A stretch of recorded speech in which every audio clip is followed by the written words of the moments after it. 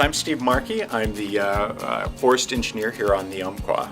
There's a couple of different closures that we do, generally as the forest. One is an area closure that closes an entire area. It's usually bounded by roads or some geographical feature. And when we do those type of closures, we basically exclude people that are not immediately necessary to do work during the fire emergency.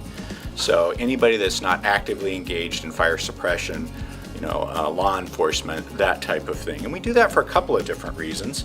The primary reason is to protect the safety of both the public, those that would be entering that area, because there's a lot of hazards that happen both from the fire and during the firefighting and suppression activities. And then also to protect the firefighters themselves. When we have roads and trails where we've got a lot of smoke, where there's a lot of activity taking place, a lot of heavy equipment, aerial operations, helicopters, that type of thing, it really is a fairly dangerous location. So that's why we do those during the emergency operations. What are some of the risks in that post-fire emergency phase? Rolling rocks, trees coming down, hazards in the road itself. While the fire is out, some of those actually get more dangerous during that first winter season because you have a lot of moisture on freshly burned soils where you've lost the vegetation's ability to hold the soil in place.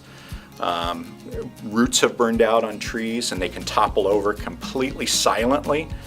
Risks can actually increase a little bit post-fire. One of our recreation sites that was impacted that's very popular is the Twin Lakes area. We've got a number of hazard trees still there. We lost some of the outhouse facilities that were burned. So we're actively working on repairing and replacing some of that and getting the hazard trees down at this point. There's some large diameter trees that were burned in that area. In addition to that, we have some burns along the wilderness area in this location, and we have some access and roads. And this area is pretty popular with hunters. We do have some closures that are still in place for that area, and people are being encouraged to hopefully be able to utilize the part of the wilderness that was not impacted. One of the recreation facilities that's of high concern for us at this point is the North Umpqua Trail. It was heavily impacted by fire in a couple of locations, and unfortunately we lost a number of timber bridges, actually burned or damaged to the point that they won't support the weight of our recreationists. So right now we're doing some cleanup, removing some of the material that remains because it's treated lumber. We don't want it to get into the river and affect water quality, and then we'll start the process of rebuilding those.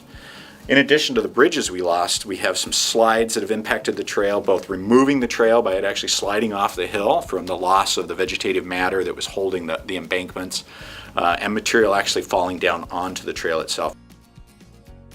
So we've got some active contracts that are getting ready to start to go in and do these cleanups, to do some remediation and protect what's left for this winter so we can get the most urgent work done for the environmental concerns and stabilize the trail. And it is likely that those closures will last through the winter and maybe even longer until some of those structures are replaced from a safety standpoint. The North Umpqua River, specifically what we're talking about now, had two areas that were heavily impacted by fire. Fire burned right to the river and actually crossed the river in a couple of locations here. We have some large trees that are falling into the river and actually becoming navigational hazards for rafters and kayakers on the river. In these areas that were really heavily impacted, and we do have a number of large logs, is we're continuing to keep that closure in place, hoping a lot of those flush with some of our high water events this winter. And what doesn't flush, we will mechanically go in and do some removals of those logs at a later date. And we just want to say thank you to all of the public for their continuing support.